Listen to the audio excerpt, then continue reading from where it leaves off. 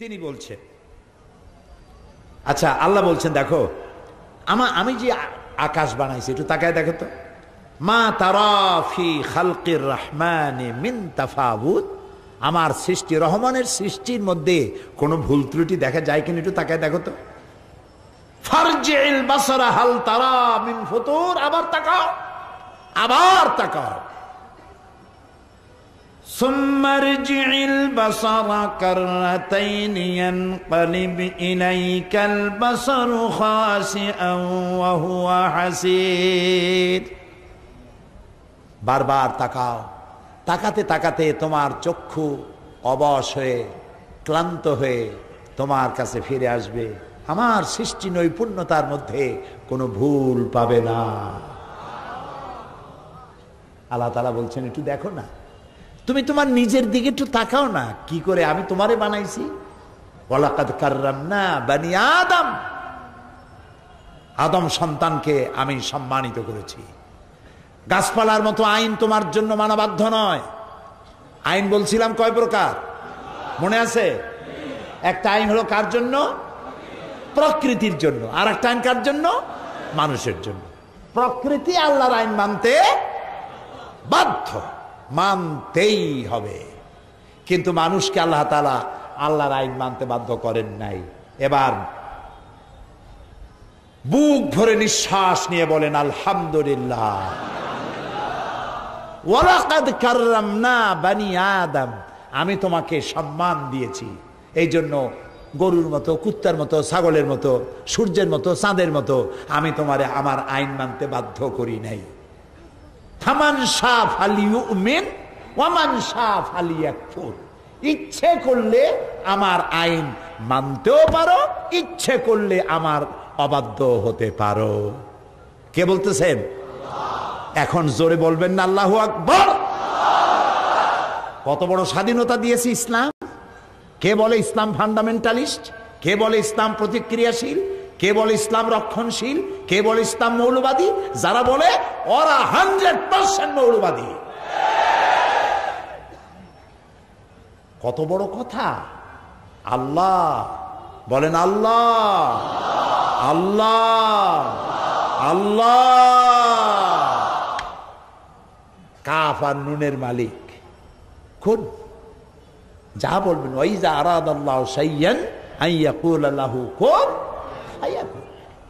আল্লাহ যখন ইচ্ছে করেন বলেন কুন হও, আর সাথে সাথে দেন আর দেন, একটু দেরি হবে না, সঙ্গে সঙ্গে হয়ে যাবে। মানুষের জন্য আল্লাহ আইন মানতে বাধ্য করলেন না। কথা কি বুঝতেছেন আমার? ফামান শাআ ফালিউমিন, তোমাদের মধ্যে যাদের ইচ্ছা আমার আইন মানো, আমার উপরে ঈমান আনো। ওমান শাআ ফালিয়াকফুর, আর যদি ইচ্ছে করো তাহলে আমার অবাধ্য হতে পারো, ইখতিয়ার দিয়া দিলাম। তোমারে আমি গরু ছাগলের মতো বাধ্য করলাম না, কারণ তুমি আমার সৃষ্টির মধ্যে, সকল সৃষ্টির মধ্যে তুমি আমার সেরা সৃষ্টি। লাকাদ খালাকনাল ইনসানা ফি আহসানি তাকওয়িম, সব থেকে সুন্দর করে বানাইছি আমি তোমারে। সুবহানাল্লাহ সুবহানাল্লাহ বলে। তোমারে বানাবার মধ্যে কত বড় আর্ট। তোমারে যখন তৈরি করছি কি আর্ট, কি শৈল্পিক সৌন্দর্য, কি নান্দনিক দৃশ্য। একটু তাকাও তো দেখি নিজের চেহারা, আয়নার দিকে দেখো তো দেখি কি সুন্দর করে আমি তোমারে বানাইছি। দুইটা চোখ দিলাম, চোখের উপরে আবার হাড্ডি দিলাম। সেই হাড্ডি চোখের উপরেও আছে, চোখের নিচেও আছে। দুইটা হাড্ডি দিয়া চোখটা ভিতরে দিছি। এই চোখ দুটা তো কুমিরের মতো কপালের উপরেও দিতে পারতাম না, পারতেন না? আরে বলেন না কেন ভাই? যদি চোখ দুইটা দুই হাড়ের মাঝখানে না হইয়া কপালের উপরে হইতো, ফুটবল খেলাইতেই পারতেন না। যেই ফুটবল খেলতে যাইতে হেড করতে গিয়ে দুইটা চোখ ডিমের মতো পোষ হয়ে যেত। আষাঢ় খেতে চোখ দুইটা শেষ। আল্লাহ রাব্বুল আলামিন দুটি চোখকে দুই হাড়ের মাঝখানে রেখে এমন সুন্দর করে দিলেন, বল এসে লাগুক, আষাঢ় খেয়ে পড়েন, উষ্টা খেয়ে পড়েন, যেমন অবস্থায় হোক না কেন আল্লাহ রাব্বুল আলামিন চোখ হেফাজত করে দিবেন। আবার উপরে যে হাড্ডি, সেই হাড্ডিতে আল্লাহ কিছু চুল দিয়েছেন, কিছু পশম দিয়েছেন। এটা আর্ট, এটা সৌন্দর্য। এটা না দিলেও হইতো। ভুরু দিয়ে আল্লাহ দেখতে সৌন্দর্য, আল্লাহ রুচিবোধ দারুণ। সুবহানাল্লাহ বলে। আল্লাহ সুন্দর। তোমার সৃষ্টি যদি হয় এত সুন্দর না জানি, তাহলে তুমি কত সুন্দর। আল্লাহ আকবার বলবেন না? কত সুন্দর আমার আল্লাহ।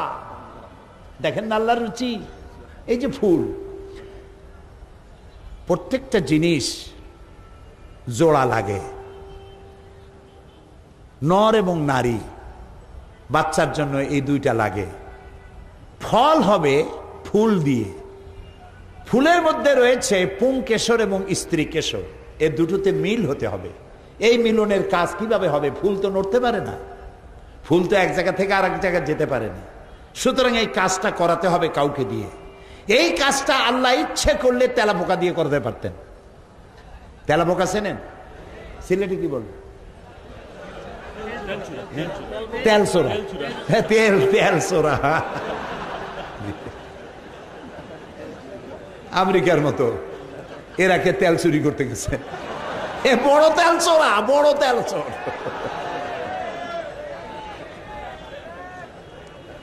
তো এই ফুলের স্ত্রী কেশর এবং পুংকেশরের এই মিলনের কাজটা আল্লাহ তাআলা তেলসোর দিয়ে করাইতে পারতেন। আর একটা দিয়ে করাইতে পারতেন। ওই পোকারে আপনারা কি বলেন আমি জানি না, এই যে উৎসুঙ্গা বলা হয়, যে ওই মাটির মধ্যে মাটি দিয়ে ফুড়ে ফুড়ে লাভ দিয়া, হ্যাঁ, কুকুর, গুগরা। গুগরা। আমার কিছুদিন সিলেটে থাকা দরকার শেখার জন্য।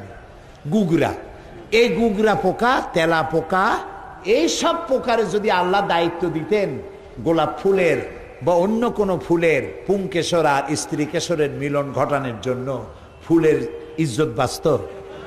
ফুলের ইজ্জত বাঁচত না। আমার আল্লাহর রুচি কত সুন্দর। ফুল যেমন সুন্দর, আর কাজটা, এই কাজটার দায়িত্ব আল্লাহ দিলেন প্রজাপতিকে। সুবহানাল্লাহ। প্রজাপতির দুই ডানায় কোন শিল্পী এত সুন্দর নান্দনিক শৈল্পিক সৌন্দর্য দিলেন? কি সুন্দর প্রজাপতির পাখা! কে একে দিল এত সৌন্দর্য? তাকায় থাকতে ইচ্ছেই করে। সুবহানাল্লাহ। আল্লাহ তাআলা বলছেন, দেখো তোমার নিজের দিকে তাকাও, কত সুন্দর করে আমি তোমারে বানাইছি। দুইটা চোখ দেখো, এই চোখের মধ্যে পানি আছে, কান্নার পানি না। কান্নার পানি তো আলাদা, কিন্তু সব সময় চোখে পানি আছে। চোখে পানি কেন? দিনের বেলা রাতের বেলায় পলিউশন, এই বাতাসের মধ্যে আছে অনেক জার্ম, চোখের মধ্যে ঢুকতেছে। আর আল্লাহ হচ্ছেন রহমান, তোমার চোখটা তাড়াতাড়ি নষ্ট হয়ে যাবে। এই জন্য তুমি এত পয়সা কোথায় পাবা প্রত্যেক দিন ওষুধ দিয়ে চোখ সাফ করা? এটা সম্ভবপর নয়। এই জন্য আল্লাহ রাব্বুল আলামিন চোখের ভিতরে পানির মতো করে এক প্রকারের মেডিসিন রেখে দিয়েছেন। আর চোখের পলক মারার মধ্য দিয়ে, অটোমেটিক পলক পড়ার মধ্য দিয়ে প্রতি মুহূর্তে আল্লাহ তাআলা মানুষের চোখকে ক্লিন করে দিতেছেন। আবার দিলেন জিহ্বা, এমন একটা নরম জিহ্বা আল্লাহ দান করলেন, যেই জিহ্বার ভিতরে একটা চুল পড়লো টের পাওয়া যায়। আপনারা টের পান? সত্যি চুল পড়লো টের পাওয়া যায়। এত নরম জিহ্বা, এর থেকে নরম শরীরে আর কোনো অঙ্গ প্রত্যঙ্গ নাই। জিহ্বাটাকে আল্লাহ এত নরম বানাইছেন। সুবহানাল্লাহ। এই জিহ্বাটা যেখানে বাস করে তার চতুর্দিকে অনেকগুলি শত্রু। চিনছেন শত্রুগুলো? দাঁত। কয়টা শত্রু? 32টা শত্রু এর মধ্যে এই নরম জিহ্বাটা থাকে। এখন এই নরম জিহ্বা শত্রুদের প্রতি কত রহম দিল। জিহ্বা দাঁতের মধ্যে যদি একটা চুল, ভাতের কণা, কাঁটা একটা ঢোকে, জিহ্বা সারাক্ষণ গুতাইতে থাকে। কতক্ষণ? ওটারে বাইর না করা পর্যন্ত সে বিশ্রাম নেবে না। শত্রুর প্রতি কি দরদ দেখছেন? এই জিহ্বারে, যে জিহ্বা তার দাঁতের সাথে এই সুন্দর ব্যবহার করে, সেই দাঁত অপেক্ষায় থাকে, সুযোগ পাইলেই মারে কামড়, রক্ত বাইর হয়ে যায় একদম। জি, এই জিহ্বা এত নরম কেন? এই জিহ্বাটা হুমায়ুন রশিদ চৌধুরী সাহেব মারা গেছেন, আল্লাহ তাকে জান্নাত নসিব করুন, বলে না আমি তাকে মহব্বত করি। এই সিলেটের মাটি ফার্টাইল মাটি, উর্বর মাটি। এ মাটি জন্ম দিয়েছে অনেক ক্ষণজন্মা পুরুষ, অনেক রাজনীতিক, অনেক বড় বড় আলেম। এই যে মারা গেলেন সিলেট দরগা মসজিদের ইমাম, কত বড় আল্লাহর ওলি ছিলেন, আল্লাহ জান্নাত নসিব করুন, বলেন আমিন। তারপরে শাইখে কাতিয়া, শাইখে বরুণা, তারপরে হযরত মাওলানা নুরুদ্দিন সাহেব গহরপুরি, শাইখে কোরিয়া, এরপর মাওলানা মুসাইয়দ সাহেব, কত বড় বড় আলেম, আমাদের ওস্তাদদের ওস্তাদ, সুবহানাল্লাহ। সিলেটের মাটি অত্যন্ত উর্বর, অনেক ভালো ভালো সন্তান জন্ম দিয়েছে এই মাটি, আলহামদুলিল্লাহ আলহামদুলিল্লাহ। কি বলতেছিলাম? হুমায়ুন রশিদ চৌধুরী, কথার নাম লতা। বাইতে বাইতে কই যায় ঠিক থাকে না, কিন্তু আমার ঠিক থাকে ইনশাআল্লাহ। আমি আবার ফিরে আসবো জায়গায় ইনশাআল্লাহ, বলি ইনশাআল্লাহ। হুমায়ুন রশিদ চৌধুরী সাহেব তিনি সংসদ চালাচ্ছেন, আমি তখন নতুন মেম্বার পার্লামেন্টের, একদম নবাগত, নতুন পৃথিবী আমার জন্য। আমার জগৎ তো এটা কোন জগৎ? কোরআনের জগৎ। এটা কোন জগৎ? কোরআনের জগৎ। এইটা আমার আসল জগৎ, আমার মূল পরিচয় এইটাই। আমি কোরআনের ছাত্র, আমি তাফসীরের ছাত্র, বাস এটাই আমার পরিচয়। এই পরিচয় যদি আল্লাহ তাআলা কিয়ামতের দিন এই গুনাহগারকে কোরআনের ছাত্র হিসেবে যদি কিয়ামতে আল্লাহ বলে তোরে মাফ করে দিলাম, আমার আর কিচ্ছু পাওয়ার নেই, আল্লাহর কাছে চাওয়ারও নাই। পার্লামেন্টের ভিতর আমি তখন নতুন, দুই দলে লেগে গেল ঝগড়া, শেখ মুজিব এবং জিয়াউর রহমান সাহেব, এই দুই জাতীয় নেতা নিয়ে লেগে গেল গন্ডগোল।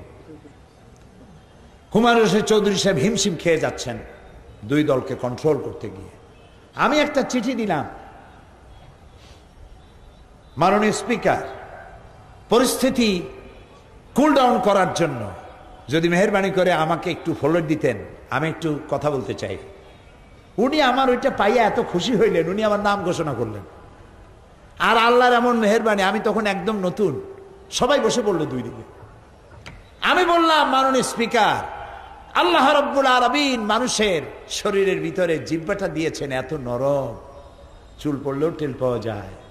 এই নরম জিহ্বাটা এই জন্য দেওয়া হয়েছে, ওয়াকুলু লিন্নাসি হুসনা, মানুষের সাথে সুন্দর সুন্দর করে কথা বলো। জিহ্বা একটা হাড় দিলাম না, কঠিন রগ দিলাম না, নরম জিহ্বা দিয়ে নরম নরম কথা কও। মাননীয় স্পিকার, আমি এই সংসদে এসে দেখলাম সেই নরম জিহ্বাটা দিয়া সংসদে কুড়ালের কাম করে।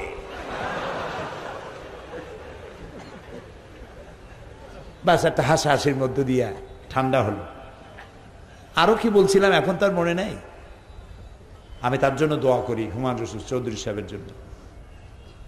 প্রিয় ভাই সব, একটি জিহ্বা হাজারো টেস্ট, এই জিহ্বাটা মধ্য দিয়ে আপনি পাচ্ছেন।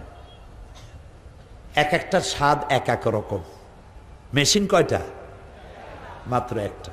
এই একটা মেশিন দিয়ে লাল শাকের মজা একরকম, নালি শাকের মজা আর এক রকম, গোলালুর একরকম, তারপরে মিষ্টি আলু আর এক রকম। আবার সিলেটে নাকি এই বাঁশও খায়। বাঁশগুলো যখন ওঠে তখন ওর উপরে একটা পাত্র দিয়ে রাখে, এরপর ওর মধ্যে পেঁচাইয়া কপির মতো হয়ে যায়, হয় না? এটার কি বলে? খলিল, বাঁশের খলিল, হ্যাঁ, কুড়িল। এবার বাঁশের চুঙ্গার মধ্যে চাউল দিয়া সিদ্ধ করিয়া, ওরও একটা মজা আলাদা। সিলেটের সাথে আমার সম্পর্ক বেশি, আলহামদুলিল্লাহ আলহামদুলিল্লাহ। আল্লাহরে বলি, এই যে মহব্বত দুনিয়া হলো, এই মহব্বতের বিনিময়ে জান্নাতে একসাথে থাকতে পারি, তৌফিক দিয়ে দিন। লন্ডনেও সিলেটিদের বাড়িতে বাড়িতে যা আমাকে ভালোবাসে, আমি সিলেটি মানুষের মতো এত অতিথি পরায়ণ এবং এত আলেম ভক্ত আমি অন্য কোথাও দেখিনি। আলহামদুলিল্লাহ, আলহামদুলিল্লাহ। ভালোবাসা দিয়ে তাদের দিলগুলি ভরা। তা আমি বলতেছিলাম যে জিহ্বার মধ্যে, একটা জিহ্বায় কত টেস্ট একটা মেশিনের মধ্যে আল্লাহ তাআলা দিয়েছেন। আল্লাহ বলছেন, দেখো আমি তোমারে কেমনে বানাইছি, একটু নিজের দিকে তাকায় দেখো না, পা থেকে শুরু করে মাথা পর্যন্ত আমার সেজদা দিতে ইচ্ছা করবে। সুবহানাল্লাহ, সুবহানাল্লাহ বলে। এই যে পাও, আপনাদের সাথে পাও আছে না বাড়ি থুই আসছেন? আনছেন কিনা? আচ্ছা, পাও থুই আসবেন কেমনে? পাও তো আনছেনি। আচ্ছা, হাঁটুর নিচের যে অংশটা পায়ের সাথে গিয়ে মিশেছে, ওই অংশটাকে কি বলে? হাঁটুর উপরেরটা তো রান, সবাই বলে, ঠিক না? হ্যাঁ, ও নিচেরটারে বলে থরু। এই যে থরুটা, ওইটা গিয়ে মিশছে পায়ের গোড়ালিতে, পায়ের গোড়ায়, ঠিক না? কিন্তু কমন সেন্স বলে এইখানে না হয়ে মাঝখানে হলেই তো ভালো হইতো। এটা যদি পাও হয় তাহলে ওই থরু, ওইটা এখানে না হয়ে মাঝখানে হলে ভালো হইতো না? তো মাঝখানে হইল না কেন? দেখেন আল্লাহর কুদরত দেখেন। এটা যদি মাঝখানে হতো তাহলে আপনি হাঁটতে পারতেন না, দাঁড়ালেই হয়তো সামনে ভুট হয়ে পড়তেন, না হয় শীত হয়ে পড়ে যেতেন। আল্লাহ এমন এক জায়গায় ওটা নিয়ে লাগাই দিয়েছেন, আপনি জনমের মতো খাইতে খাইতে পেট যদি 3টা তরমুজের সাইজও হয়, আপনি শীতেও পড়বেন না, ভুট হয়ে পড়বেন না। সুবহানাল্লাহ। Balance of power Allah balance করে দিয়েছেন, হাত দিয়ে পাও দিয়ে। এগুলি বলে আমি শেষ করতে পারবো না, আল্লাহ তাআলা এত সুন্দর করেছেন। তবে কোরআন বিজ্ঞান দিয়ে ভরা। সুবহানাল্লাহ বলে। বিজ্ঞান দিয়ে ভরা, সব আছে এখানে। কপাল পোড়া, আমাদের কপাল পোড়া। বলেন আমাদের কি কপাল পোড়া? কোরআন শরীফে খালি তাবিজ তালাশ করে বেড়াই না। এক হুজুরের কাছে যাই, হুজুর মাইয়েরা জেনে ধরছে, তাবিজ দেন। আবার হুজুররা এমন আছে, লন্ডনে দেখছি, কোন জায়গার হুজুর তা কম না, তো জিজ্ঞেস করে যে কি হয়েছে, বলে এরকম জেনে ধরছে। তখন সে বলে যে আচ্ছা ঠিক আছে, আমাকে আগে দেখতে হবে জেনটা কোন দেশি। যদি কেনিয়া অথবা উগান্ডার জেন হয় তাহলে 500 পাউন্ড লাগবে, আর যদি বাংলাদেশি বা ইন্ডিয়ার জেন হয় তাহলে 100 পাউন্ড দিলে হবে। এখন আপনার তো বোঝার উপায় না যে কেনিয়ার জেন না উগান্ডার জেন, সে তো আপনি বুঝবেন না। পয়সা মারা আর কি কায়দা!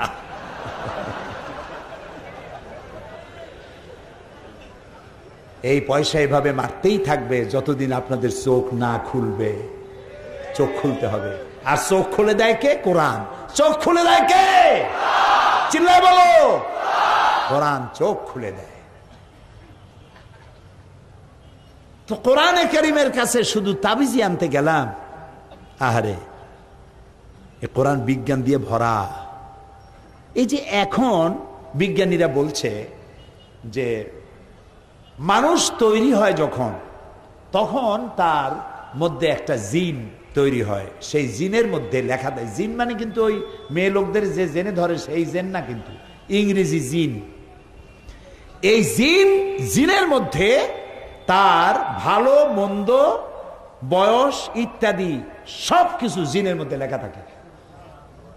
বিজ্ঞানীরা আজকে বলতেছে, আজ থেকে 1400 বছর আগে যে নবী লেখা জানতেন না, পড়া জানতেন না, ওমা তাদরি মাল কিতাব ওয়ালাল ঈমান, আপনি জানতেন না কিতাব কারে কয়, আপনি এটাও জানতেন না ঈমান কারে কয়। সুবহানাল্লাহ বলেন না? আমি শিখাইছি আপনারে। সে আল্লাহ তাআলা বলছেন, খালাকাহু ফাকাদ্দারাহু তাকদীরা, খালাকাহু ফাকাদ্দারাহু তাকদীরা। সৃষ্টি করেছি, খালাকাহু ফাকাদ্দারাহু, ফা না বলে খালাকাহু কাদ্দারাহু তাকদীরা বললেও হয়ে যেত। ফা লাগলো কেন? ফা লাগানো হয়েছে খালাকাহু ফাকাদ্দারাহু। সৃষ্টি করেছি, 1 সেকেন্ড দেরি করি নাই, সঙ্গে সঙ্গে তার ভাগ্য নির্ধারণ করে দেওয়া হয়েছে। এক্স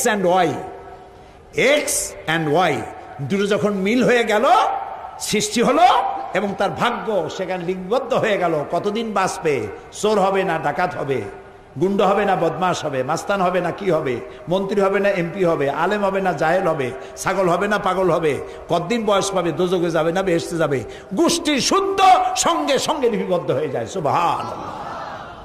আল্লাহ তাআলা বলছেন ওয়াকুল্লা ইনসানিন আলজামনাহু তায়রাহু ফি উনুকিহি, প্রত্যেকটি মানুষের গলায় ছোট্ট একটি ঘুঁটলি আমি বেঁধে দিয়েছি। কে বলছেন? বলেন। আপনারা মজা পাইতেছেন? আলহামদুলিল্লাহ গণ। কার কথা শোনাচ্ছি? আমার আল্লাহর কথা শোনাচ্ছি। আলহামদুলিল্লাহ। প্রত্যেকটি মানুষের গলার মধ্যে ছোট্ট একটি ঘুঁটলি আমি এখানে রেখে দিয়েছি। ওইটা কি করব? ওইটা কিয়ামতের দিন খুলে তোমার হাতে দিয়ে দেব আর বলবো ইকরা কিতাবাক, এবার পড়ো তুমি তোমার কিতাব। এইটা তোমার সারা জীবনের সমস্ত কাজ আর কথা লিপিবদ্ধ হচ্ছে গলার কাছে। আপনি চিন্তা করতে পারেন হাউ ইজ ইট পসিবল? এটা কি করে সম্ভব? একটা মানুষ, আজকাল মানুষ কম বাঁচে 70-80 বছর, কিন্তু আগের মানুষ তো 150, 200, 250, 500, 1000 বছর বাঁচত। একটা মানুষের 50, 60, 70, 80 বছরের বয়স, এত লম্বা বয়সে যত কথা বলেছে, যত কাজ করেছে, এতটুকু জিনিসের মধ্যে তা ধরবে কি করে? এইটা বোঝা এখন মোটেই কঠিন না। আপনার মোবাইলে কতগুলি টেলিফোন নাম্বার আপনি সেভ করেছেন, দেখেন কতগুলি করছেন, ওর মধ্যে কত জিনিস আছে। এবার মক্কা শরীফ থেকে রমজান মোবারকে আল্লাহ তাআলা প্রতি বছর রমজানে মক্কা শরীফে নেন, আলহামদুলিল্লাহ, মাবুদের দয়া। রমজানে খতমে কোরআনের রাত শেষ করে জেদ্দা হয়ে ফিরবো, আমার একটা মোবাইল দরকার। আমার মোবাইলটা পুরানো হয়ে গেছে, একটা নতুন মোবাইল নেব। জিদ্দায় ঘুরতেছি, সাথে কিছু লোকজন আছে। মোবাইল যেটা পছন্দ হয় সেটার দাম বেশি, যেটা পছন্দ হয় না সেটার দাম কম। একটা পছন্দ হয়ে গেল ভালো, দাম কত? 1600 রিয়াল। 1600 রিয়াল। আমি বললাম আমি নেব না। সাথে যে আছে তার বললাম ভাই চলো তো অন্য কোনো দোকানে যাই যেখানে কম দামে পাওয়া যায়। পিছনে এক লোক কয় যে হুজুর এটা কি আপনার পছন্দ? আমি তার পিছনে তাকায় দেখি চিনি না তাকে। তা আমি বললাম যে জিনিসটা তো পছন্দ, কিন্তু আমি এটা নেব না, এত দামি জিনিস আমি নিব না। আপনার দামের দরকার কি? আপনার পছন্দ হইলেই সারলো, দাম তো আমি দেবো, আমি তো পিছনে দাঁড়ায় আছি এই খেদমতটা করার জন্য। ওই বেচারা 1600 রিয়াল দিয়ে দিল। এখন এই মোবাইলের ফজিলতটা কি সেইটা বলবো। ফজিলতটা হচ্ছে সে আমার একটা মেমোরি কার্ড কিনে দিল। মেমোরি কার্ডটা এই আঙ্গুলের আমার কর্ডটা যতটুকু এর অর্ধেক, এক করের অর্ধেক একটা মেমোরি কার্ড। এই কার্ডটা ওর মধ্যে ঢুকাই দিল। আমি বললাম এটা কি? বলল যে এর মধ্যে 30 পারা কোরআন শরীফ। ফজিলাতুল শেখ আদ-দক্তুর আব্দুর রহমান আস-সুদাইস, ইমাম ও খতিব মসজিদুল হারাম মক্কা আল মুকাররমা। ফজিলাতুল শেখ আদ-দক্তুর সৌদ আশ-শুরাইম, ইমাম ও খতিব মসজিদুল হারাম মক্কা আল মুকাররমা। এই দুইজনের তেলাওয়াত করা কোরআন শরীফ 30 পারা এতটুকু মেমোরি কার্ডের মধ্যে ঢুকানো আমার মোবাইলের মধ্যে। যখন যে সূরা খুশি আমি শুনতে পারি। এই বুদ্ধিটা, এই কাজটা কে করেছে? কয় যে আল্লাহ করছে। একটা কথা হইল, আল্লাহ বুঝি মোবাইলের সিম বানাবে। এই কাজটা করেছে মানুষ। কে করেছে? মানুষ। বুদ্ধিটা দিছে কে? এরপরে শুনেন আল্লাহ কি বলেন, ওমা উতীতুম মিনাল ইলমি ইল্লা কালিলা। ওমা উতীতুম মিনাল ইলমি ইল্লা কালিল যদি বলতেন তাহলে বোঝা যাইতো কিছু পাইছি, কিছু পাইছি। কিন্তু আল্লাহ বলছেন ওমা উতীতুম মিনাল ইলমি ইল্লা কালিলা, একেবারে সামান্য থেকে সামান্যতম জ্ঞান তোমাদের দিয়েছি। সে জ্ঞানটা কতটুকু ওইটা বুঝাবার জন্য আমি বলি, প্রশান্ত মহাসাগরের ভিতরে একটা পাখি যদি তার ঠোঁটটা ডুবাই দিয়া পানি ভেতরে ঠোঁট ডুবাইয়া ঠোঁটটা যদি উঁচা করে, প্রশান্ত মহাসাগরের পানি কতখানি কমবে? বুঝেন না? পানি কমলো কত? মুঠি না, কিছুই হইল না। প্রশান্ত মহাসাগরের ভিতরে একটা পাখি তার ঠোঁট ডুবাইয়া যতটুকুন পানি উঠাতে পারে নাই, তাম পৃথিবীর সমস্ত মানুষ কিয়ামত পর্যন্ত আল্লাহর অফুরন্ত জ্ঞান ভান্ডার থেকে অতটুকুনো জ্ঞানও লাভ করতে পারে নাই। আল্লাহ হচ্ছেন আলিম। আল্লাহ কি? আলিম, সমস্ত জ্ঞানের উৎস। সুবহানাল্লাহ। জ্ঞানের একচ্ছত্র মালিক আমার আল্লাহ রাব্বুল আলামিন। তিনি দিয়েছেন কোরআন, আর তিনি আইনকে দুই প্রকার করলেন। একটা করলেন কার জন্য? প্রকৃতির জন্য। আর একটা করছেন কার জন্য? মানুষের জন্য। মানুষের জন্য যে আইনটা করলেন, এই আইন করে দিয়ে মানুষকে কিন্তু বাধ্য করলেন না, ছেড়ে দিলেন ইচ্ছার উপরে। তুমি ইচ্ছা করলে ইমান আনতেও পারো, ইচ্ছা না করলে ইমান নাও আনতে পারো। এটার নাম হলো ইসলাম। এটার নাম কি? ইসলাম। এখানে কোনো জবরদস্তি নাই। লা ইকরাহা ফিদ্দীন। আমাদের ধর্মনিরপেক্ষবাদী বন্ধুরা তারা এইটারে বানাইছে ধর্মনিরপেক্ষর পক্ষের আয়াত, লা ইকরাহা ফিদ্দীন। একজন মুরব্বী, ধর্মনিরপেক্ষবাদীদের একজন মুরব্বী মারা গেছেন। কোন জায়গার কে নাম বললেন, তার সঙ্গে পার্লামেন্টে আমার দেখা। আমি বললাম, বড় ভাই, আপনাদের সাথে আমাদের কোনো গন্ডগোল নাই। আপনারা আমাদের হালের গরু পিটায় মারেন নাই, আমরাও আপনাদের পাকা ধানে মই দেই নাই, কোনো শত্রুতা নাই। এই খালি ধর্মনিরপেক্ষ মতবাদ, এইটা আপনারা কেন রাখছেন? এটা বাদ দিতে পারেন না? কেন বাদ দেবো? আল্লাহ নিজেই তো ধর্মনিরপেক্ষ। আমি চিন্তা করলাম, আল্লাহ দাড়ি পাকা মানুষ কয় কি? আল্লাহ বলে ধর্মনিরপেক্ষ। আল্লাহর চাইতে ধর্মের পক্ষে আর কে? আল্লাহ নিজেই বলছেন, ইন্নাদ-দীন ইনদাল্লাহিল ইসলাম। আমার কাছে একমাত্র, কেবলমাত্র, শুধুমাত্র পছন্দনীয় জীবন ব্যবস্থার নাম কি? জোরে বলে, জোরে বলে, ইসলাম। ইসলাম তো আল্লাহ তো সবচেয়ে ধর্মের পক্ষে। লা ইকরাহা ফিদ্দীন। দিনের ব্যাপারে বাড়াবাড়ি নাই, ধর্মের ব্যাপারে বাড়াবাড়ি নাই। জবরদস্তি করে কাউকে ধর্মান্তরিত করতে পারবে না। কাদ তাবায়্যানা রুশদু মিনাল গাই। হক আর বাতিলকে আলাদা করে দেখানো হয়েছে। ওই যে বলেছি যে মানুষের জন্য বাধ্য করা হয় নাই, মানুষকে দুইটা পথ দেখানো হয়েছে। কথা কি শুনতেছেন? দুইটা পথ দেখানো হয়েছে। মানুষকে আল্লাহ জ্ঞান দিয়েছেন, গরুকে জ্ঞান দেন না, মানুষকে জ্ঞান দিয়েছেন। জ্ঞানের জন্যই মানুষ মুকাল্লাফ হয়েছে। মানুষকে জ্ঞান দিয়ে দুইটা পথ দেখানো হয়েছে। একটা পথ গেছে কোন দিক? ডান দিক। আর একটা গেছে বাম দিক। ডান দিকের নেতৃত্ব দিয়েছে নবীরা, আর ডান দিকে যারা চলবে, নবীরা তাদেরকে নেতৃত্ব দিয়ে নিয়ে যাবে কোথায়? জান্নাতে। বাম দিকে আর একটা রাস্তা, এর নেতা হচ্ছে কে? কন্ত নাম কন্ত কে? শয়তান। জোরে কোন নাম কি? শয়তান। এই বামপন্থে যারা যাবে শয়তানের নেতৃত্বে, জায়গা হবে কোথায়? আমার দেশের এক শ্রেণীর কপাল পোড়া মুসলমান নামধারী, তারা নিজেদেরকে দাবি করে আমরা বামপন্থী। কত বড় কপাল পোড়া হলে মানুষ বামপন্থী হয়? রাসূলুল্লাহ বলেছেন, লা তাকুলুশ শিমাল। বাম হাত দিয়ে কিছু খাইও না।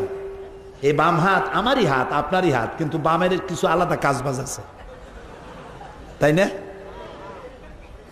ডানের কাজ আলাদা, বামের কাজ আলাদা। এই জন্য মুসলমানের সন্তান হইয়া বামপন্থী আন্দোলন করা কত বড় কপাল পোড়া, জায়গা হবে জাহান্নামে। নাউজুবিল্লাহ, বলেন নাউজুবিল্লাহ। আপনারা দেখবেন যত বামপন্থী আছে, নাম মুসলমান, একটাও নামাজ পড়ে না। খুঁজে দেখেন, খুঁজে দেখেন। নির্বাচনের সময় দেখা যায় স্লোগান হয়, অমুকের চরিত্র ফুলের মতো পবিত্র, নামাজ পড়ে না একক।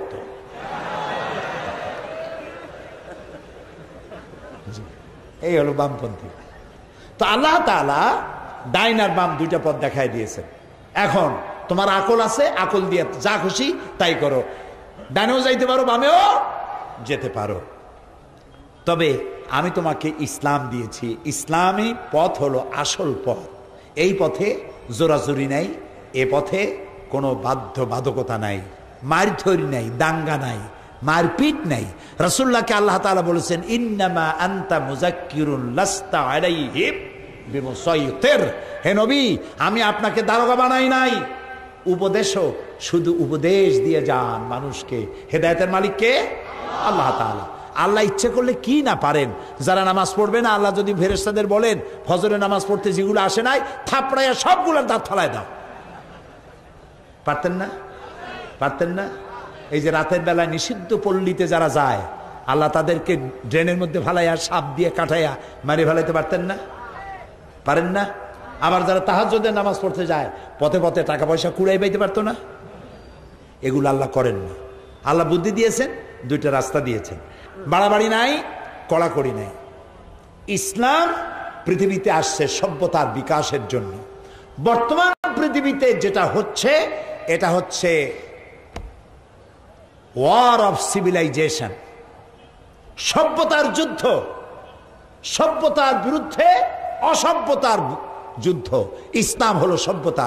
সিভিলাইজেশন বলতে যেটা বুঝায়, সভ্যতা যেটা বুঝায়, সেটার নাম ইসলাম। সেটার নাম কি বলেন না জোরে? এই যে 8ই মার্চ, সেটা কি মাস? এইটা কি মাস ইংরেজি?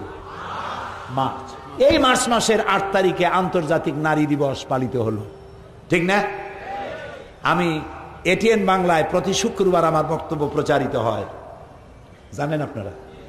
সেখানে আমি বলেছি 8ই মার্চ আন্তর্জাতিক নারী দিবস পালন হলো। এখন আবার দিবস যে কত চিন্তা করে কুলাইতে পারবেন না। আন্তর্জাতিক নারী দিবস, কন্যা দিবস, পিতৃ দিবস, মাতৃ দিবস, প্রবীণ দিবস, স্বাস্থ্য দিবস, তারপরে এই আসল কথা কই বলেছে, ভালোবাসা, ভ্যালেন্টাইন, ভালোবাসা দিবস, কি সাংঘাতিক। এখন আবার শুনলাম নতুন আর একটা দিবস বেরিয়ে, সেটার নাম হলো আন্তর্জাতিক চিন্তা দিবস। তা আমি জিজ্ঞেস করলাম, ভাইরা এইটা আবার কি? এই যে আন্তর্জাতিক চিন্তা দিবস জিনিসটা কি? কয় যে আমরা বহুত চিন্তা করছি, বহুত চিন্তা করছি, অনেক চিন্তা ভাবনা করে তারপরে আমরা একটা সিদ্ধান্তে পৌঁছে গেছি। বললাম সেটা দল শুনতেই হয়, জিনিসটা কি? বললো যে সেটা হচ্ছে এই, আমরা আন্তর্জাতিক চিন্তা দিবসে প্রত্যেকটা পার্কে, আইল্যান্ডে এবং গাছের গোড়ায়, যে কোনো সুন্দর সুন্দর জায়গাগুলিতে আমরা সব একত্রিত হয়ে বসবো। তারপরে গভীর মনোযোগ সহকারে আমরা চিন্তা করে দেখব যে আসলেই আমরা কোনো ব্যাপারে চিন্তা করছি কিনা। এটা হলো আন্তর্জাতিক চিন্তা দিবস।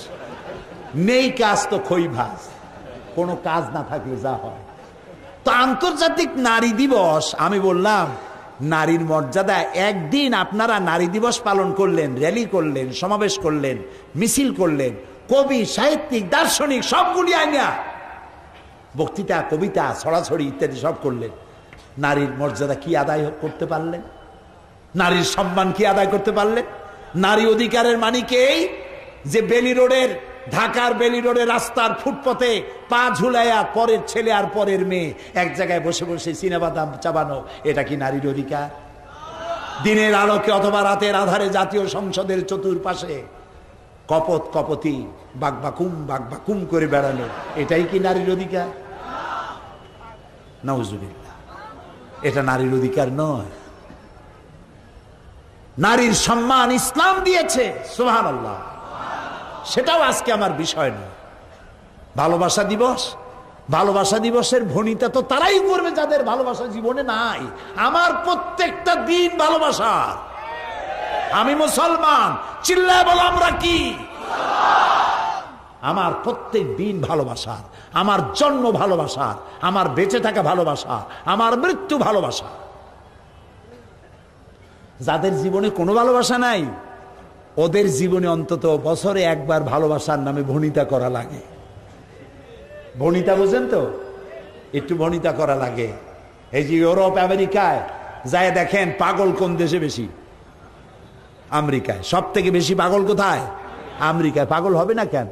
বউর সাথে যদি স্বামীর ভালোবাসা না থাকে, স্বামী পাগল হওয়া ছাড়া কোনো উপায় নেই। পাগল তো ভালো, ছাগল হয়ে যাবে শেষ পর্যন্ত। বউ স্বামীরে বিশ্বাস করে না, স্বামী তার বউরে বিশ্বাস করে না, পাগল তো হবেই। Broken family. আমরা আমাদের দেশ নিয়ে তাদের খুব জ্বালা। জ্বালা কেন? আমরা তো শান্তিতে আছি কেন? আমাদের দেশের মতো বাপ, দাদা, দাদি, মা, ভাই, বোন একসাথে যৌথ পরিবারে মতো থাকা পৃথিবীতে কোথাও নাই, কোনো জাতিতে নাই। ঠিক কিনা বলো? আলহামদুলিল্লাহ, যৌথ ফ্যামিলি আমার দেশে আছে, আলহামদুলিল্লাহ। তা আমরা শান্তিতে আছি কেন? এটাই হলো তাদের জন্য বিপদ। সেই জন্য বসন্তের কোকিলেরা, নির্বাচনের বাতাস সুরসুর করে যখন একটু বয়ে উঠছে, বসন্তের কোকিলেরা উড়ে আসতেছে ইউএ থেকে আসতেছে, আমেরিকা থেকে আসতেছে, আমাদেরকে উপদেশ খয়রাত দিতে আসতেছে। আমাদেরকে গণতন্ত্র শিখাইতে আসো তোমরা। বাবাজিরা, আয়নায় চেহারা দেখো, ইরাকের গণতন্ত্র কারা ধ্বংস করেছে, আফগানিস্তানের গণতন্ত্র কারা ধ্বংস করলো, আলজেরিয়া কারা ধ্বংস করলো, বসনিয়া চেচনিয়া কারা ধ্বংস করেছে। আমাদেরকে গণতন্ত্র শিখাইতে আইসো না, মানবাধিকার আমাদের শিখাও। লজ্জা হওয়া উচিত, তোমাদের শরম হওয়া উচিত। তোমরা ইরাকের আবু গরিব কয়েদখানায়, আহারে আহা, মুসলমান পুরুষগুলিকে উলঙ্গ করে আমার কলিজা ফেটে যায়। মুসলমান পুরুষগুলিকে উলঙ্গ করে, একটা পুরুষের উপর আরেকটা, তার উপর আরেকটা, উলঙ্গ পুরুষগুলি দিয়ে মুসলমান দিয়ে পিরামিড বানাইছো। মানবাধিকার শিখাইতেছ আমাদের। 70 বছরের বৃদ্ধা নারী গাধার মতো হাত আর পাও নিচু করে দিয়া তার পিঠের উপরে চড়ে বাজারে ঘুরাইছ। আমারে শিখাও মানবাধিকার। কিউবার গুয়ান্তানামো বেতে মুসলমান কয়েদিদের হাত পাও বেঁধে তার চোখের সামনে কোরআন শরীফে তোরা পেশাব করেছিস। তোরা মানুষ, তোদের মানবাধিকার আর তোদের গণতন্ত্রের উপর আমরা ধিক্কার মারি, আমরা থুতু নিক্ষেপ করব।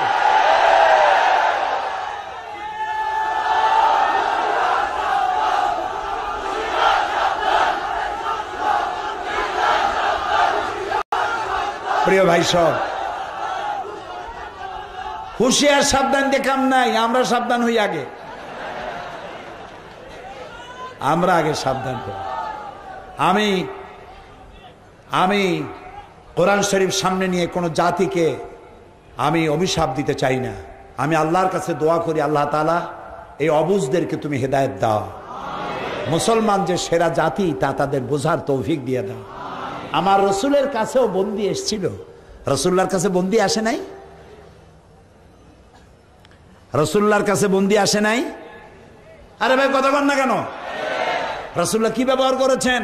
বলেছেন তুমি একটা বন্দি যদি 10টা লোককে জেনারেল লিটারেসি, 10টা লোককে যদি অক্ষর জ্ঞান সম্পন্ন করাতে পারো, স্বাক্ষর জ্ঞান শিখাইতে পারো, এর বিনিময়ে তোমার মুক্তি দিয়ে দেব। বন্দীদের খাবারের অভাব নাই, পড়ার অভাব নাই, কোনো কষ্ট নাই, খাবার পড়া সব পাইতেছে।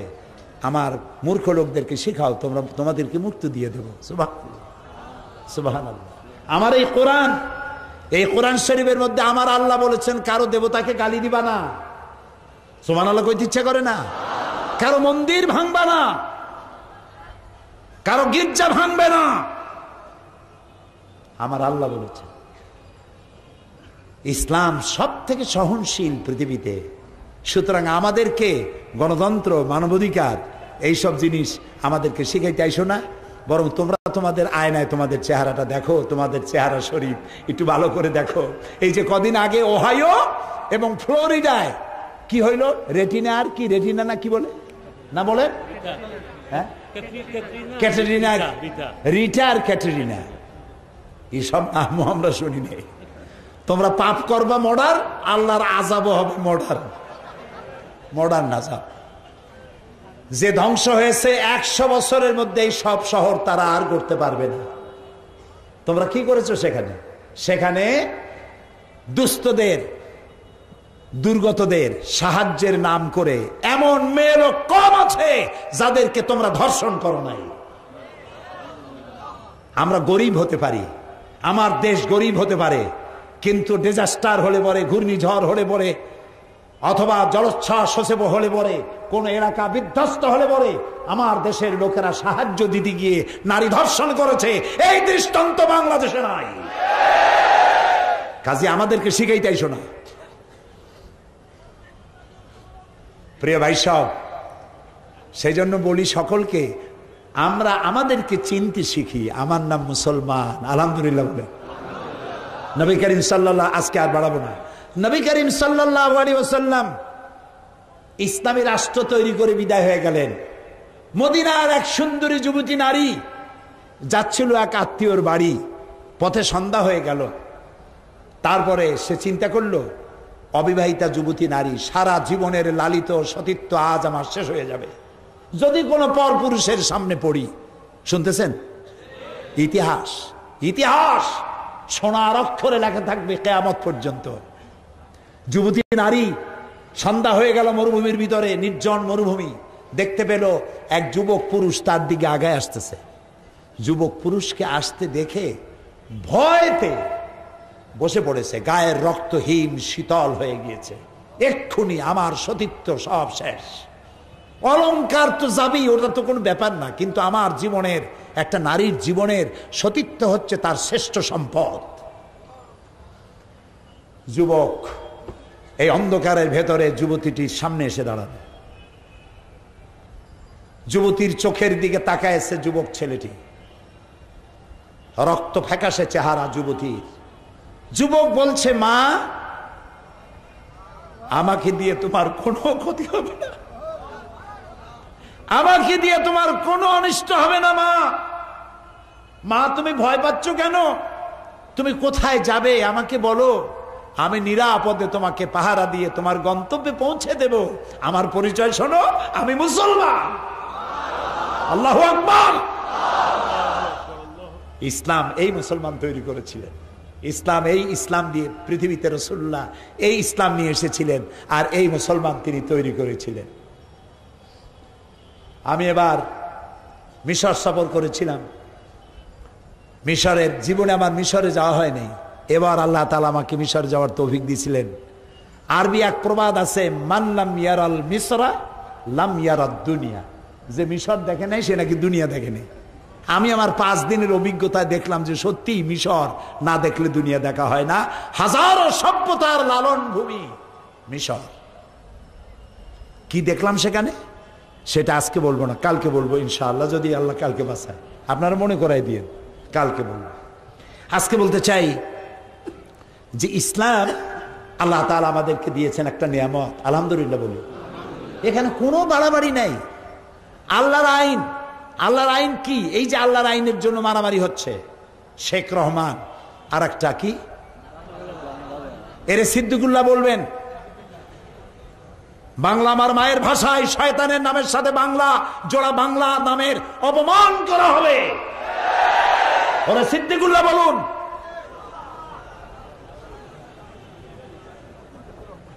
শয়তান, এ দুটোটা শয়তান।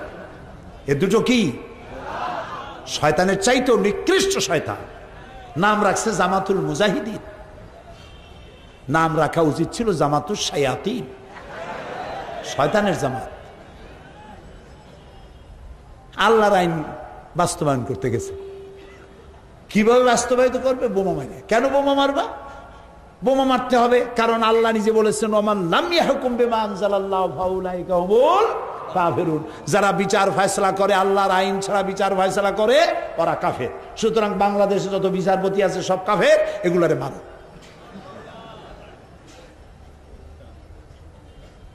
অর্ধশিক্ষিত অশিক্ষিত যুবক, গরিব, এদেরকে মা বাপের কাছ থেকে নেওয়া হয়েছে। আমরা ইতিহাস যা পেলাম পত্রপত্রিকায়, মা বাপকে বলা হয়েছে, তোমার ছেলে, তুমি তো লেখাপড়া শিখিয়ে দিতে পারবে না, তোমার ছেলেটা খুব মেধাবী, আমরা টাকা পয়সা খরচ করে বড় আলেম বানায় দেবো, কিয়ামতে বেহেশতে যাবা না, কোন জায়গায় যাবা টেরও পাবা না।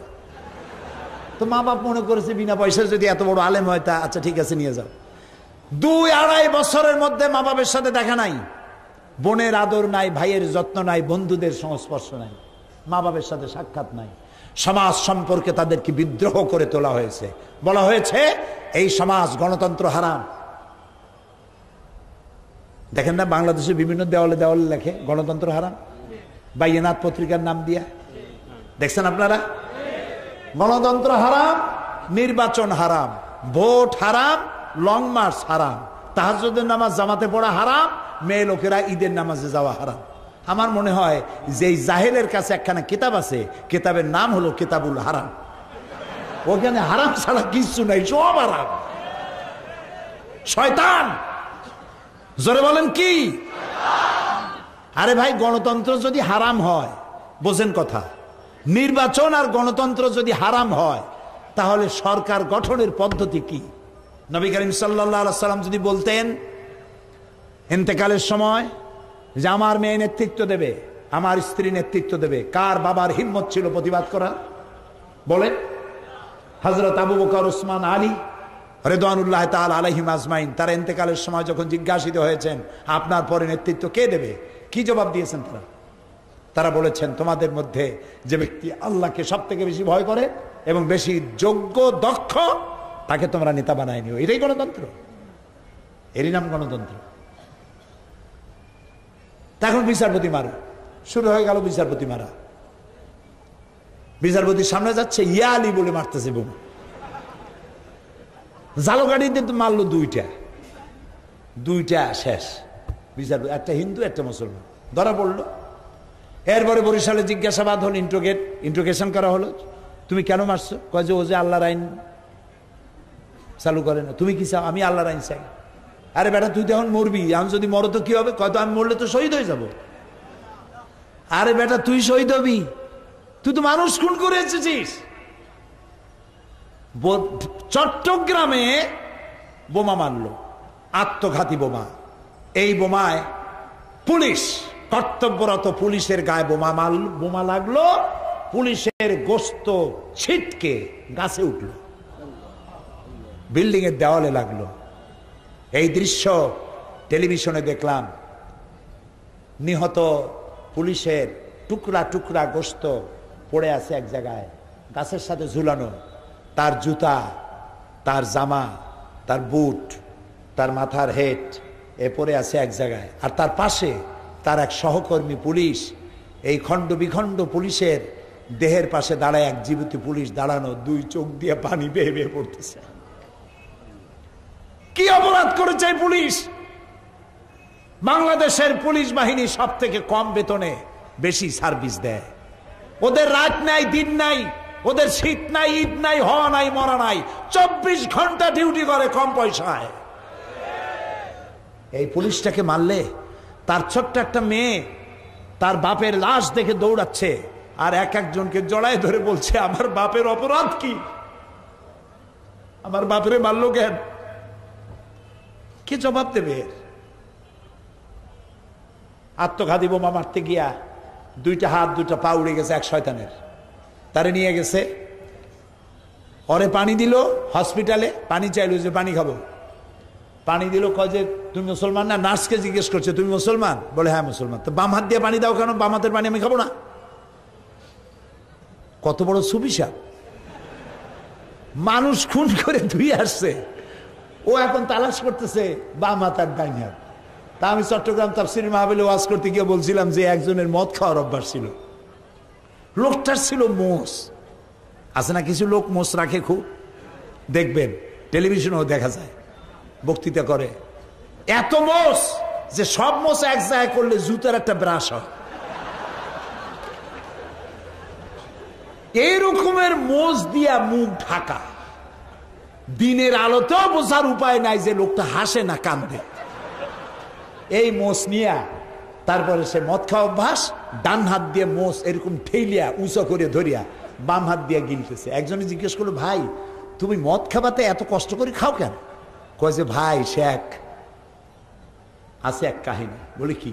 কই এক জায়গায় গেলাম, একটু এক বন্ধু নিয়ে গেল এক ওয়াজ মাহফিলে, এক হুজুর ওয়াজ করলেন যে পানি জাতীয় কিছু খাইতে গেলে যদি মোষ ভেজে তাহলে নাকি মাকরু হয়। খাইতেছে শরাব, খাচ্ছে মদ, ভয় পাইতেছে মাকরুর।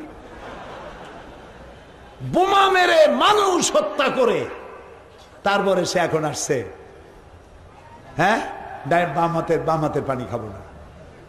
শয়তান, শয়তান। প্রিয় ভাই সব, এই মানুষ হত্যার রাজনীতি, মানুষ হত্যা করে ইসলাম প্রতিষ্ঠার জন্য আল্লাহ তাআলা পৃথিবীতে নবী পাঠান নাই, ইসলাম পাঠান নাই। কোরআনে কারীমের মধ্যে পরিষ্কার ভাবে আল্লাহ তাআলা বলে দিয়েছেন ওয়ালা তুফসিদু ফিল আরদি বাদা ইসলাহিহা, শান্তি প্রতিষ্ঠার পর পৃথিবীতে বিপর্যয় সৃষ্টি করো না। আল ফিতনাতু আশাদ্দু মিনাল কাতল, বিপর্যয় সৃষ্টি করা, সন্ত্রাস সৃষ্টি করা হত্যার চাইতেও মারাত্মক অপরাধ। বিপর্যয় এবং সন্ত্রাস সৃষ্টি করো না। আল্লাহ তাআলা রাসূল তিনি বলেছেন ইয়াসসিরু ওয়ালা তুআসসিরু, সহজ পথ অবলম্বন করো, চরম পন্থা অবলম্বন করো না। কে বলেছেন? আমার রাসূল বলেছেন। জিহাদ কোন এক ব্যক্তির পক্ষে, কোন সংগঠনের পক্ষ থেকে জিহাদের ঘোষণা দেওয়া জায়েজ নাই, হারাম, অধিকার নাই। জিহাদের ঘোষণা দিতে পারে কেবলমাত্র গভর্নমেন্ট, সরকার। কোন এক ব্যক্তি বা কোন দল জিহাদের ঘোষণা দিতে পারে না। সুতরাং আমাদের দেশে এই যা কিছু হলো,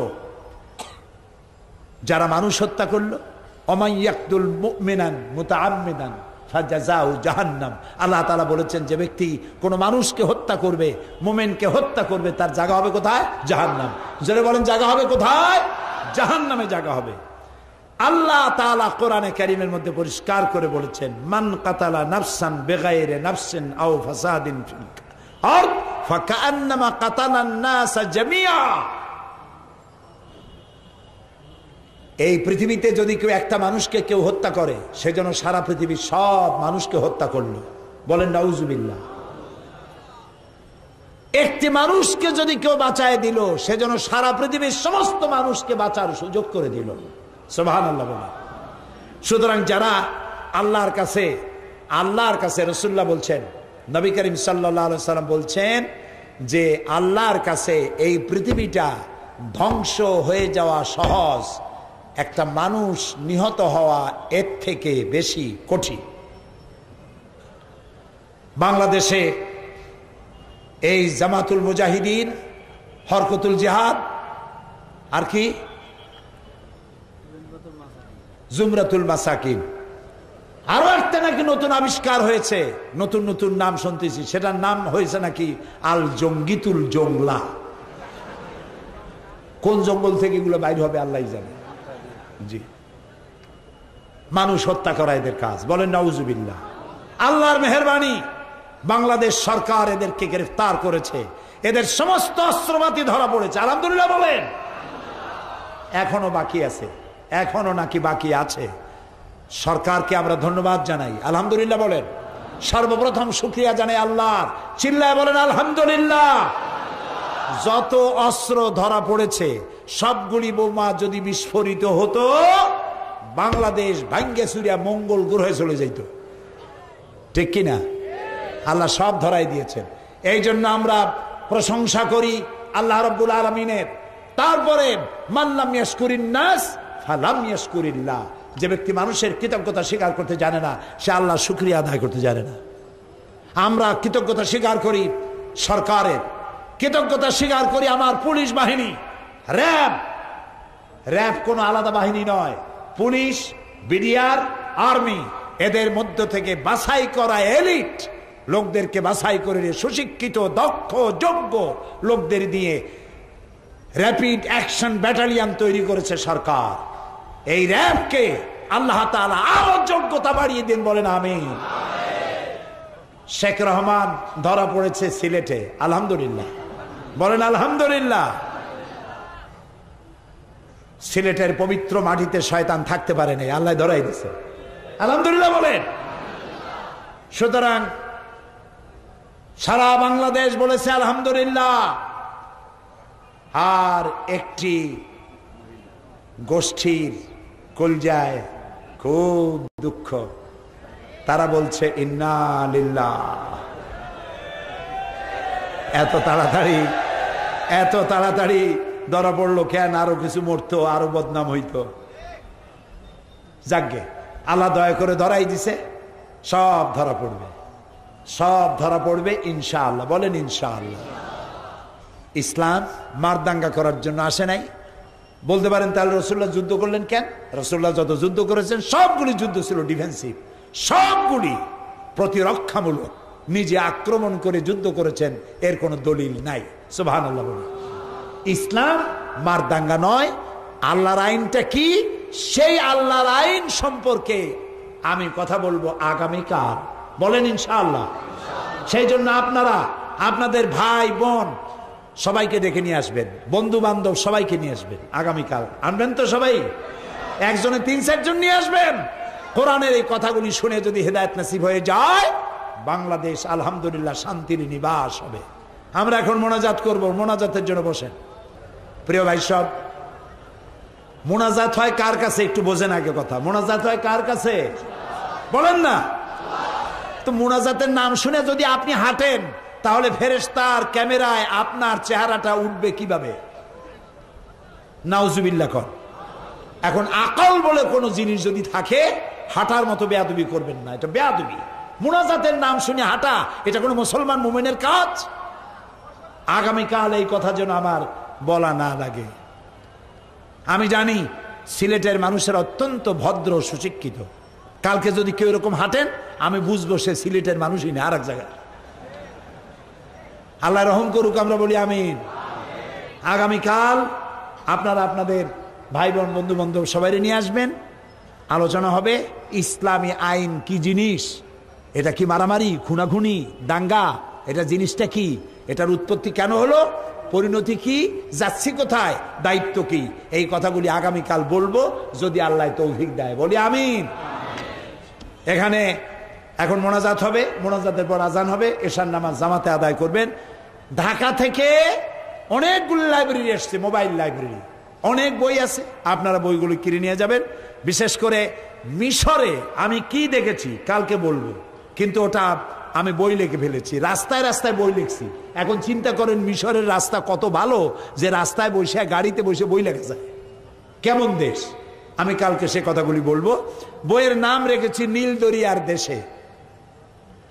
এই বই পড়ার সময় আপনার মনেই হবে যে আপনি যেন মিশরে নিজেই গেছেন। এই বইটি পাওয়া যাবে। আর সন্ত্রাস ও জঙ্গিবাদ দমনে ইসলাম, এটি আমার লেখা বই। সন্ত্রাস আর জঙ্গিবাদের সাথে ইসলামের যে কোনো সম্পর্ক নাই, এই বইটির মধ্যে পাওয়া যাবে। আর আল্লাহ তাআলা মৃত্যু দেহ নিয়ে কি করবেন, আমরা মরে গেলে আমাদের মরা লাশ নিয়ে আল্লাহ করবেন কি, আর আল্লাহ এখন কোথায় আছেন। ছোট ছোট বই, দামও কম, ওইখানে বহুত বই পাওয়া যাবে। আর আমাদের ইসলামী আন্দোলনের, সারা পৃথিবীর ইসলামী আন্দোলনের নেতা, মুরব্বী, অধ্যাপক গোলাম আজম সাহেবের লেখা দুটি বই। একটা হলো বাংলাদেশ ইসলামী ঐক্য প্রচেষ্টার ইতিহাস, আরেকটি হচ্ছে পরিপূর্ণ জীবন বিধান হিসাবে ইসলামের সহজ পরিচয়। উনি যেমন সহজ করে বলতে পারেন, সহজ করে লিখতেও পারেন। কাজেই ওনার লেখা এই দুটি বই পাওয়া যাবে ওখানে। আরো অনেক বই আছে, আপনারা ওখান থেকে খুঁজে নিয়ে যাবেন, আপনারা পড়বেন। আল্লাহ তাআলা তৌফিক দান করুন। মোনাজাতের পরে আজান, আজানের পরে নামাজ। আল্লাহুম্মা আমিন। ربنا ظلمنا أنفسنا وإن لم تغفر لنا وترحمنا لنكونن من الخاسرين। আয় আল্লাহ তাআলা, হাজার হাজার মুসলমান নরনারী দীর্ঘক্ষণ তোমার দ্বীনের কথা আমরা শুনেছি, মেহেরবানি করে আমাদের জিন্দেগীর গুনাহ খাতাকে মাফ করে দাও রব্বুল আলামিন। আমাদের মা বাপ মুরব্বী যারা দুনিয়া থেকে বিদায় হয়ে গেছে, কবরগুলিকে জান্নাতের টুকরায় পরিণত করে দাও। রব্বির হামহুমা কামা রব্বায়ানি সগীরা। পড়েন সবাই, রব্বির হামহুমা কামা রব্বায়ানি সগীরা। আয় আল্লাহ তাআলা, পৃথিবীতে মুসলমানেরা যত জায়গায় বিপদে আছে, সমস্ত বিপদগ্রস্ত মুসলমানদের আল্লাহ তুমি সাহায্য করো। আয় আল্লাহ তাআলা, আমাদের প্রিয় জন্মভূমি বাংলাদেশের উপরে রহমত নাজিল করো রব্বুল আলামিন। আমাদের পুলিশ, আমাদের র্যাব, আমাদের আর্মি, আমাদের সেনাবাহিনী, তারা যে যোগ্যতার সাথে কাজ করতেছে, যত দুষ্ট ইসলামের নামে, তোমার আইন প্রতিষ্ঠার নামে যারা ভুল পথে পরিচালিত হয়েছে, আল্লাহ তুমি তাদের হেদায়েত করো। আর দুষ্টদের তুমি ধরায় দাও। এদের মদতদাতা কারা, এদের সাহায্যকারী কারা, এদের পরামর্শদাতা কারা, সবগুলিকে জাতির সামনে চেহারা খুলে দাও।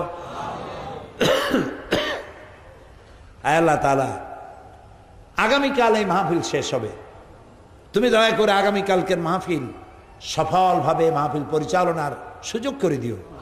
এবং এই মাহফিলের আয়োজন করে আঞ্জুমানে খেদমতে কোরআন 31 বছর ধরে মাবুদ তোমার কোরআনের খেদমত তারা করছে।